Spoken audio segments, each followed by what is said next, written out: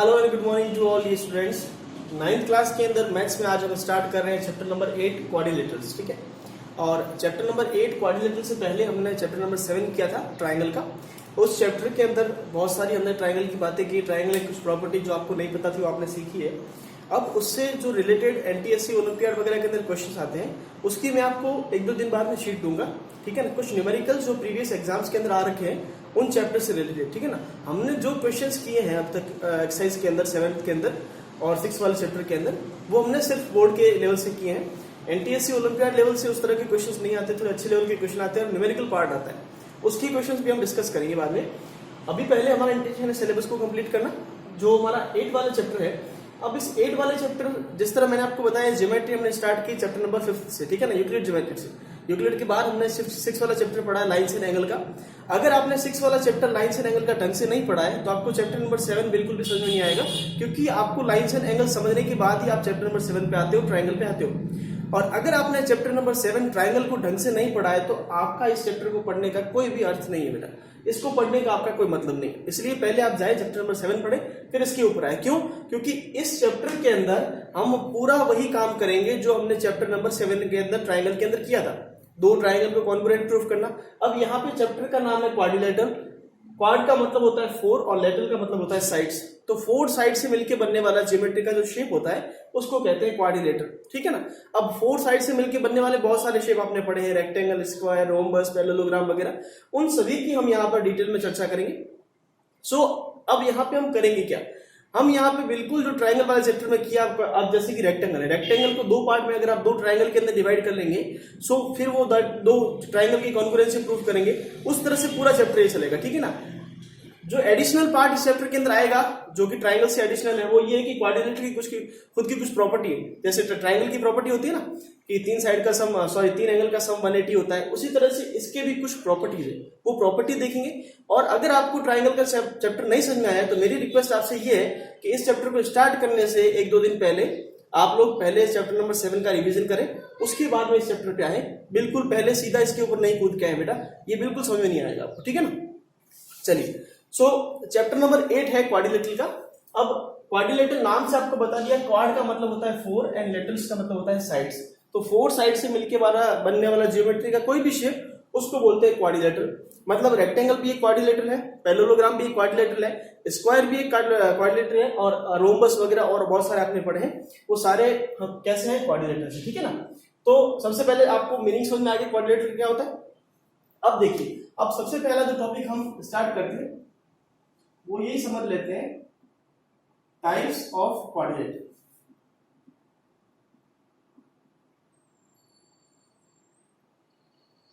Quadrilateral कितने तरह के होते हैं पहले तो वो देख लेते हैं। तो हमको जो इस चैप्टर के अंदर मेनली पढ़ने हैं उन शेप्स की हम बात करते हैं। ठीक है ना, सबसे पहला जो हमारा शेप आता है वो सबसे मोस्ट इंपोर्टेंट शेप है इस चैप्टर का, वो है, आपने देखा भी होगा, जिंदगी पढ़ा भी बहुत बार होगा बचपन में, सारे बच्चे जानते हैं इस शेप का क्या नाम है। ये फर्स्ट वाला शेप है, इसको बोलते हैं पैरेललोग्राम। ठीक है, ये शेप पैरेललोग्राम का है। थोड़ा उधर उधर हो गया हो तो आप लोग अच्छे से बना लेना। ठीक है, दूसरी बात करें थोड़ा और अच्छे से, अगर आप चाहें दोनों साइड को पैरेलल करना, ये ठीक है, कोई दिक्कत नहीं। अच्छा, इस पैरेललोग्राम का मैं नाम दे देता हूं, ABCD पैरेललोग्राम है। आप एंटी क्लॉकवाइज चला करें।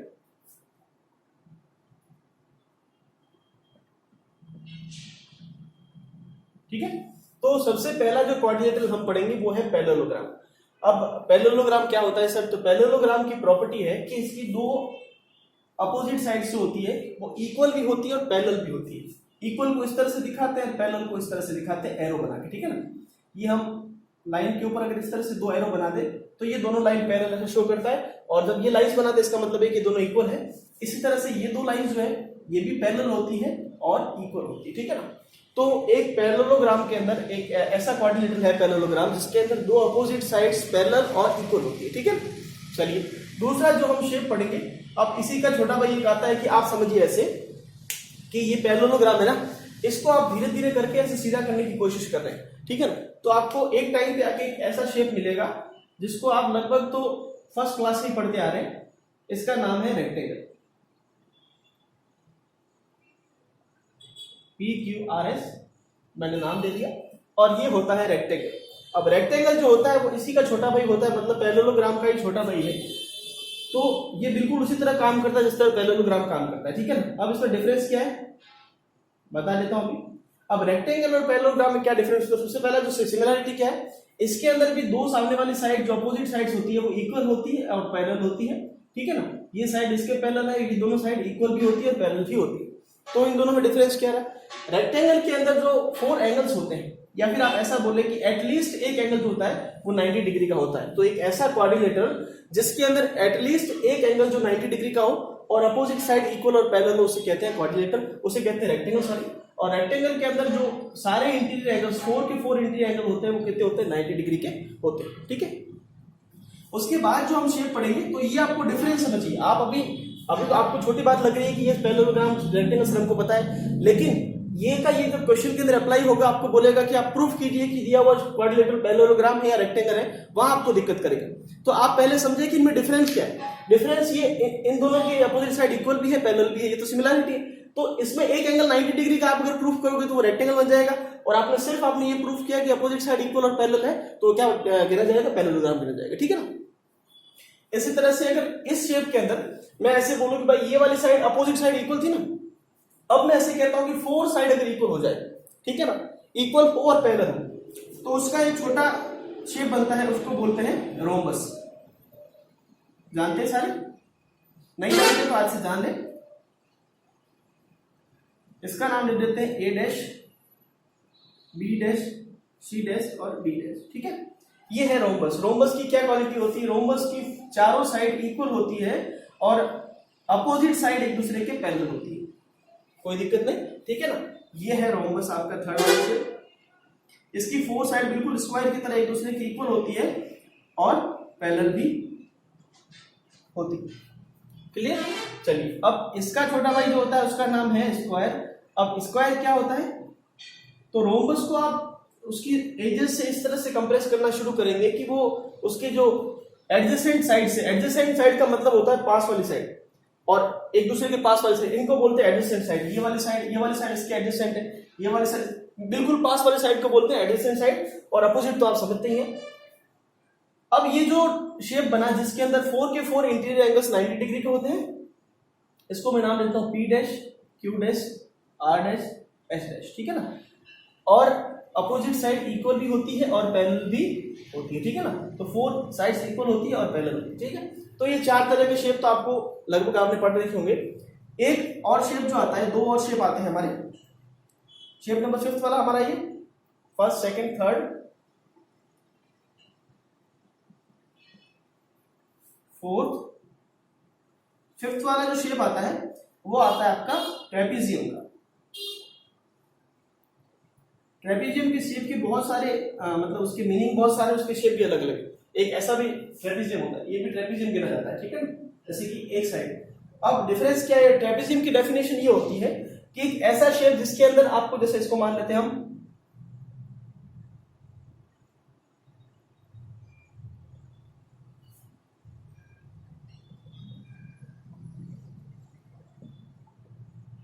ठीक है, ये है ट्रेपीजियम। इसकी क्या प्रॉपर्टी होती है, तो ट्रेपीजियम के अंदर सामने वाली कोई भी 2 साइड जो होती है ना वो पैरेलल होती है, मतलब किसी भी 2 साइड जो अपोजिट साइड से ना वो पैरेलल होती है, इक्वल नहीं होती बिल्कुल, ठीक है ना, अनइक्वल होती है, अनइक्वल और पैरेलल होती है। इसके अंदर क्या था, इक्वल होती है, पैरेलल होती है, इसके अंदर अनइक्वल होती है, पैरेलल होती है, सिर्फ 2 साइड, ठीक है।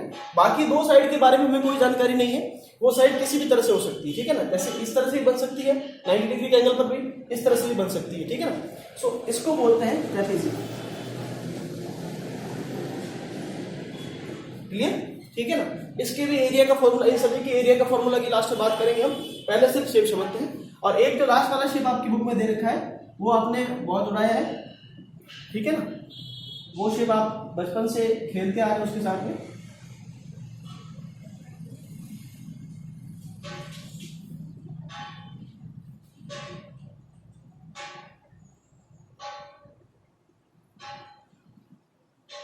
जानते हैं इस शेप को, याद आ गया बहुत सारे लोगों को, इसको बोलते हैं काइट।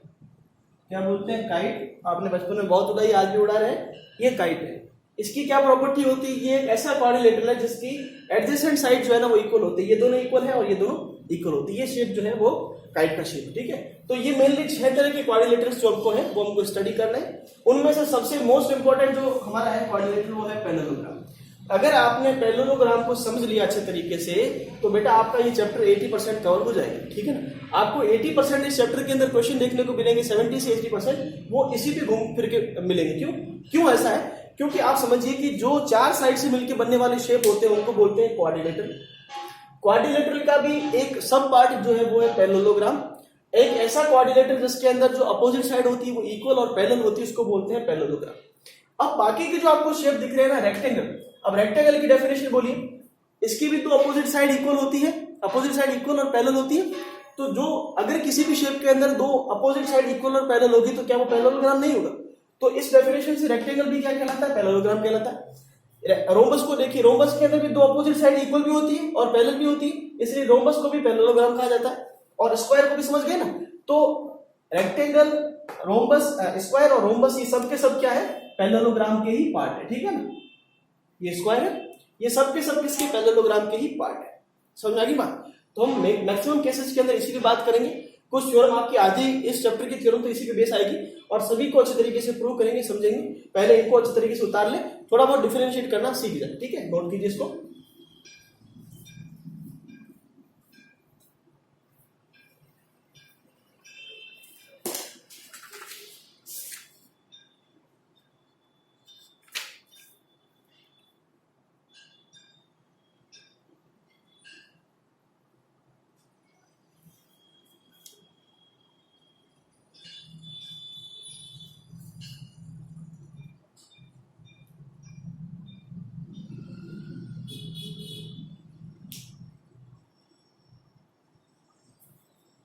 चलिए लिख लिया, मैं इसको इरेज कर लेता हूं। अब देखिए कुछ हम नोट लिख लेते हैं इसके अंदर। जो हमने 4 चीजें पढ़ी है, ये जो हमने 6 शेप पढ़े हैं, इनके बारे में थोड़ा सा नोट लिख लेते हैं ताकि हमारे क्वेश्चंस के अंदर हेल्प करे और आगे भी काम आए आपके। वो किस तरीके से, वो मैंने आपको ओरली बोल के तो सुना दी, उनको लिख भी लेते हैं। आपकी बुक में गिवन है, ठीक है ना, फिर भी आपको लिख लेने। चलिए नोट के तौर पर लिखिए, 1 बाय 1 कॉपी में लिखते जाए मेरे साथ साथ में। नोट, फर्स्ट नोट जो आप लोग लिखेंगे, बुक में लिखा हुआ मैं रीड कर रहा हूं, आप लोग लिखते भी जाएंगे। फर्स्ट नोट जो है वो है a square, rectangle and rhombus are all parallelograms. A square, rhombus and rectangle are all parallelogram. बता दिया मैंने आपको कि स्क्वायर, रोम्बस और रेक्टेंगल चारों के चारों, ये तीनों शेप क्या कहलाते हैं? पैरेललोग्राम भी कहलाते हैं, ठीक है ना।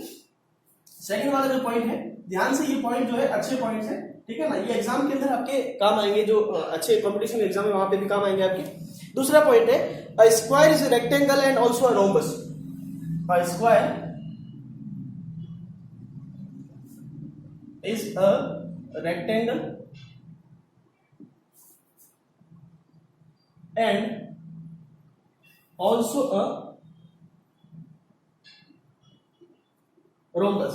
क्या बोला गया कि स्क्वायर जो है वो रेक्टेंगल भी होता है और एक वो रोम्बस भी क्या लगाता है। आप देखिए कैसे कह रहा है, जैसे एक स्क्वायर है, ठीक है ना। अब रोम्बस की क्या डेफिनेशन होती है कि ऐसा शेप जिसकी चारों साइड इक्वल हो और अपोजिट साइड जो पैरेलल हो। क्या स्क्वायर के अंदर ऐसा नहीं होता है? होता है ना।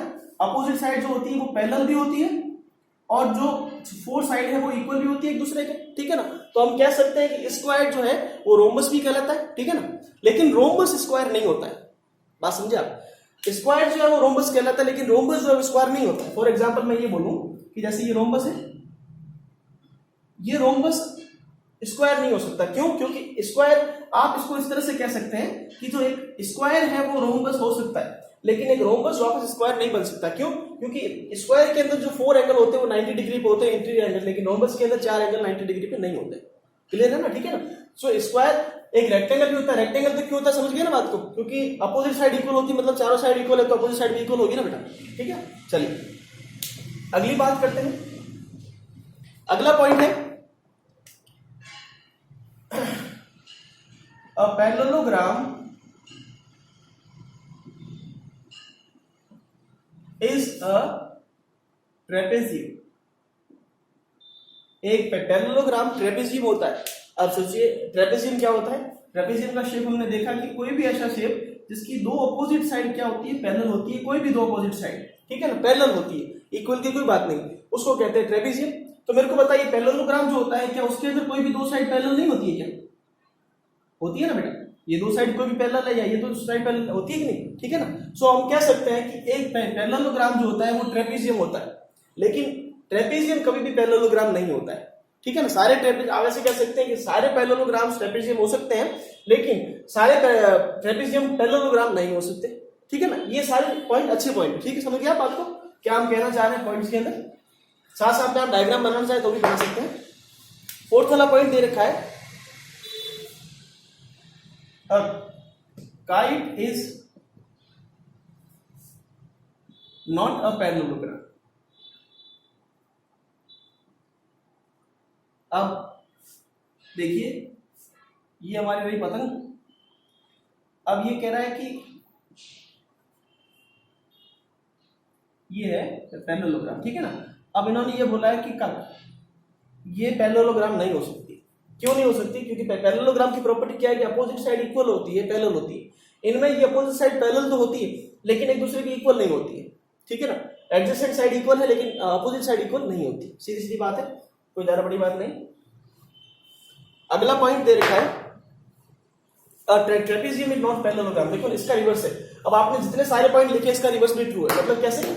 आप बोलेंगे कि सारे square, rhombus, rectangle are parallelogram है, लेकिन सब पैरेललोग्राम जो होते हैं वो ना तो स्क्वायर हो सकते हैं, ना रोम्बस हो सकते हैं, ना रेक्टेंगल हो सकते हैं, ठीक है ना। उल्टा इसका ट्रू नहीं। इसी तरह से एक स्क्वायर जो होता है वो रेक्टेंगल और रोम्बस हो सकता है, लेकिन एक रोम्बस और या रेक्टेंगल स्क्वायर नहीं हो सकता, ठीक है ना।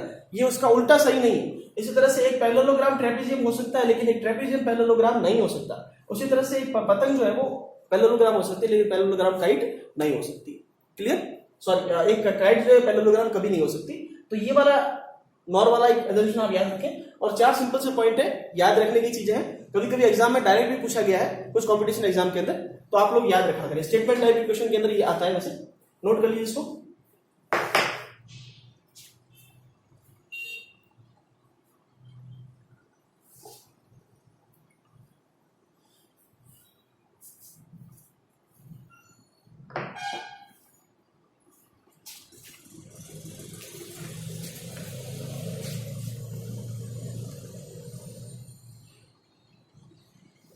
चलिए अगली बात हम करते हैं।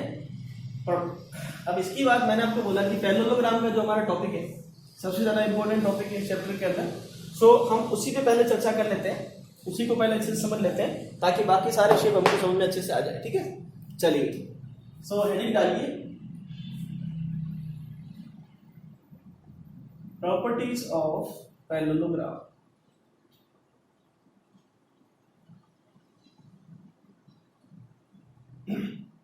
पैरेललोग्राम की क्या क्या प्रॉपर्टीज होती है उनकी हम लोग बात करते हैं, ठीक है।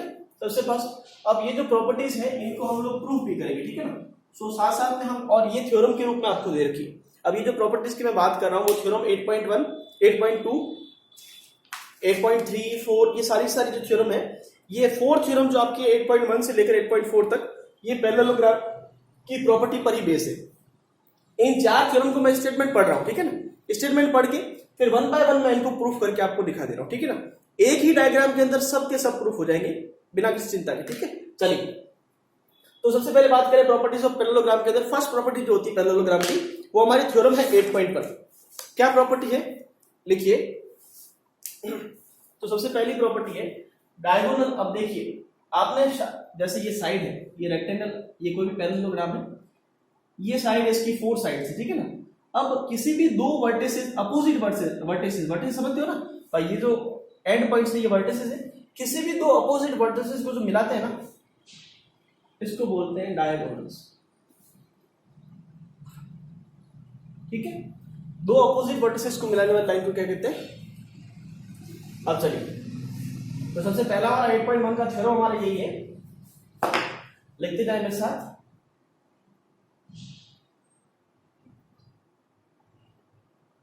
डायगोनल्स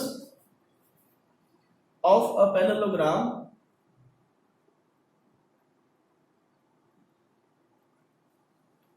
divides it into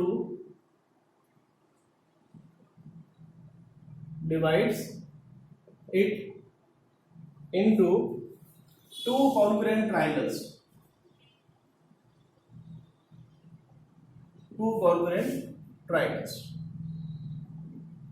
चलिए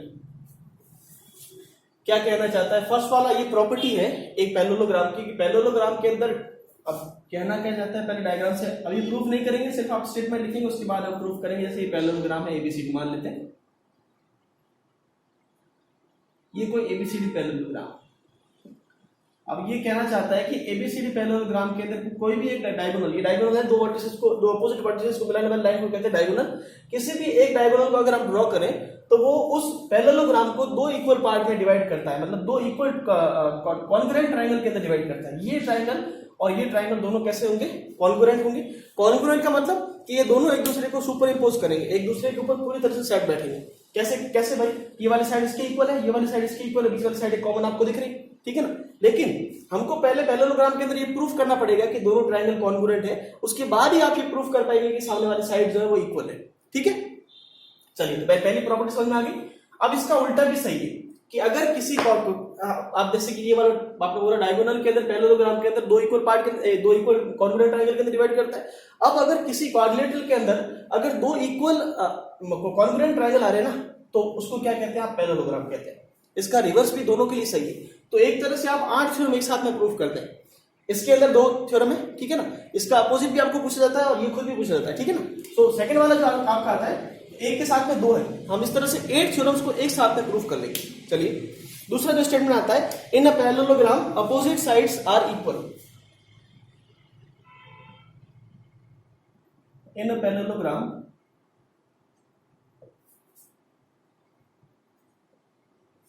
अपोजिट साइड्स आर इक्वल्स, ठीक है ना। तो पहले हम जब थ्योरम प्रूफ करेंगे, एक हम क्या लेंगे, एक पैरेललोग्राम ले लेंगे। पैरेललोग्राम के अंदर हम सिर्फ क्वाड्रिलेटरल लेंगे, ठीक है ना। क्वाड्रिलेटरल के अंदर हम डायगोनल ड्रॉ करेंगे। डायगोनल से सबसे पहले हम थ्योरम प्रूफ करेंगे। फर्स्ट वाले हम क्या करेंगे, दो ट्रायंगल को कॉन्ग्रुएंट प्रूफ करेंगे।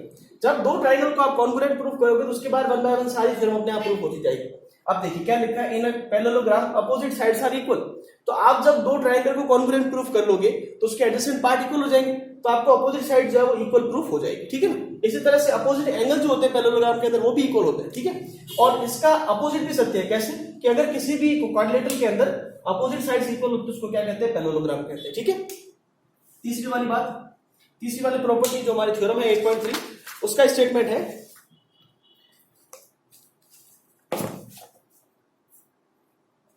if each pair of opposite side of a quadrilateral is equal then it is a parallelogram. If each pair of opposite sides, if each pair of opposite sides, अब देखिए उसी का उल्टा है ना, are equal in a are equal of a quadrilateral,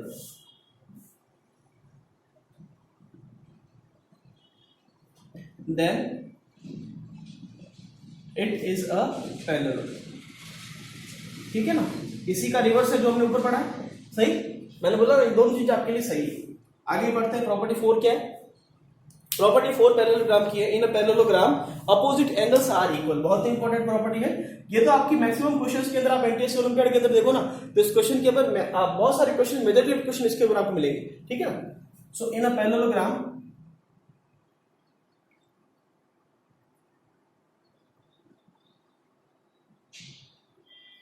opposite angles are equal, ठीक है ना। अब नोट कर लीजिए यहां तक, फिर आगे बढ़ते हैं।